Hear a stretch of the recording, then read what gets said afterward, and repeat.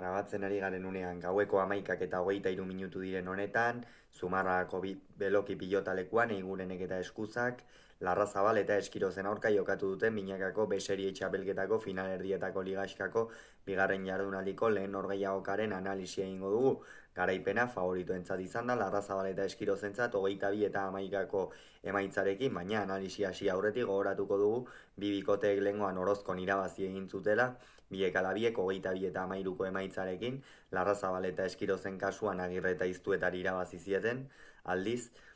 Eiguren eta Eskuzak De La Fuente eta Bikuñaren aurka gaurkoan beraz nor baino nor gehiago izan dira bi irabazleak, eta batean etzen hain nor gehiagoka dramatikoa esango dugu, ez? Beste aukera bat ere, beste bala bat, kasu honetan Eigurenek eta Eskuzak izango dutelako, baina gaurko nor gehiagoka unoski oso garrantzitsua zen, hirugarren jardunaldian den faltan behar bada bikote bat gaur bertan finalean egon zitekeelako. Kontua kontu, behar bada Larrazabal eta Eskirozek aukera izan dezakete, oraindik ere hurrengo norgehiagokan Agirrek eta Iztuetak irabazten badute, baina De La Fuentek eta Bikuñak irabazten badute ere 11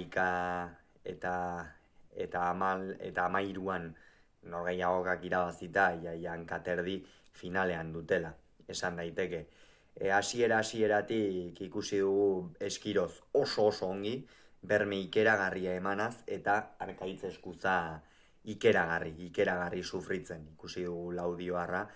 Txapelketaren erdi partetik aurrera edo asko sufritu du, asko Arkaitz Eskuzak, eta hori nabaritu zaio eskuetako arazoak eta izan zituen, baina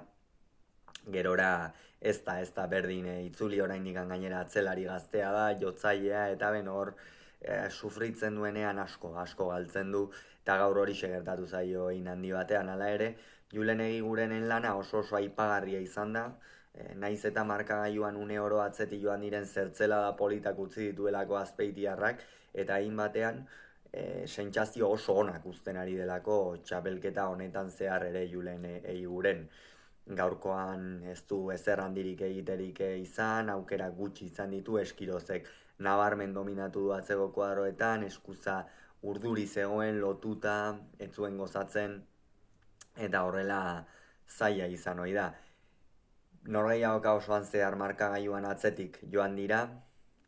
12 eta 4, 18 eta 7 ere, gerora pixkanaka,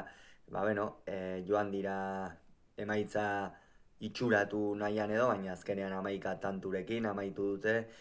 Larrazabalek aparteko erakustaldirik eta distirarik erakutsi gabe, partida garrantzitsua atera du aurrera, eta pixkanaka hori biltzen edo hori ikusten ari dela, edo hori berreskuratzen ari dela ikusten ari gara, ez sen lehiakor hori, udan zergatik lehen mailan sartu zuten erakusten ari da, eta hori oso garrantzitsua da Iker Larrazabalentzat, zalantzari gabe. Hauxe beraz, norgehiagoka honen inguruan esan beharrekoa, hurrengoan gehiago izango zuen, bitartean ongi izan, agur.